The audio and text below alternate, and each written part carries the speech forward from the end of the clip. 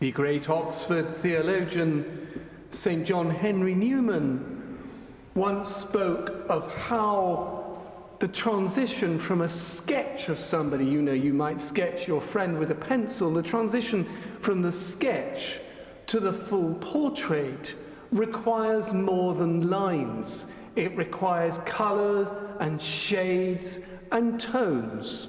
And he used this as an image of how we actually come to knowledge.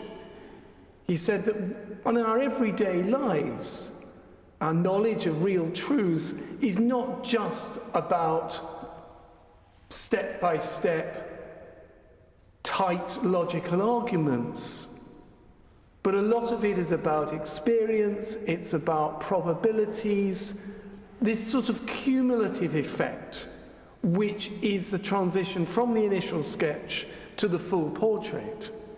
He used this in his Grammar of Assent, to explain actually how arguments for the existence of God work, how arguments in support of the truths of faith work.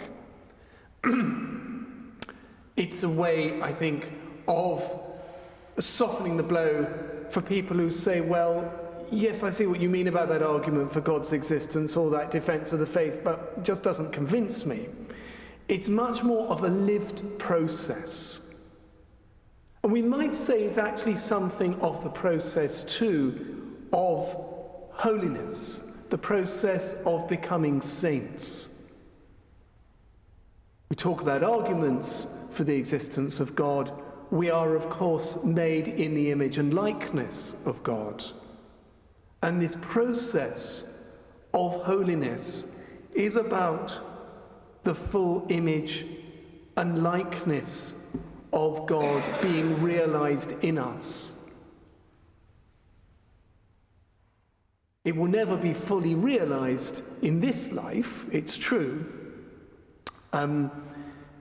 St. John, in our second reading, a much loved reading, reminds us how while we are already children of God, and there's not just some sweet image, and the child is the one who inherits what his or her father is and has. In the next life, we shall see him as he is, and in that marvelous mutuality of gazes, in the play of the mirror, we will actually fully reflect God and reflect who he truly is. But it starts now, even as this church is illuminated like Christmas on this November morning, and in the beauty of the liturgy into which John saw in Revelation. Don't forget, John begins by telling us that it was the Lord's Day. It's the day of the Lord, yes, the day when the Lord comes to do justice for his people. It's also Sunday. I think he was at the liturgy, and he saw more deeply in, as the saints are the ones who see more deeply in. And he sees not only the saints of the 12 tribes of Israel, but an infinite number, because we are all called to holiness.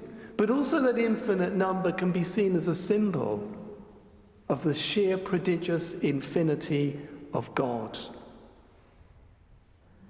God, and indeed one might say God's creation, is not just a totality, a huge, finite, perfectly organized system of things.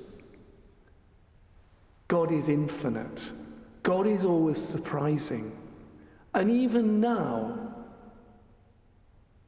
through God's grace, we start to embody this. I remember once standing in Cambridge Market, chatting with a member of our congregation there, whom I've known for some years. She wasn't having a particularly good day. Her health isn't great. She was in pain. And she was frank with me about this. Not a shred of self-pity, just a wonderful honesty.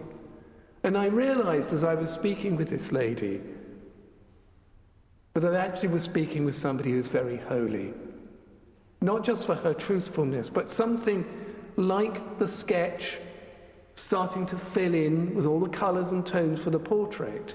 There's somebody I'd known for some years, was indeed, as Pope Francis says, one of the saints next door.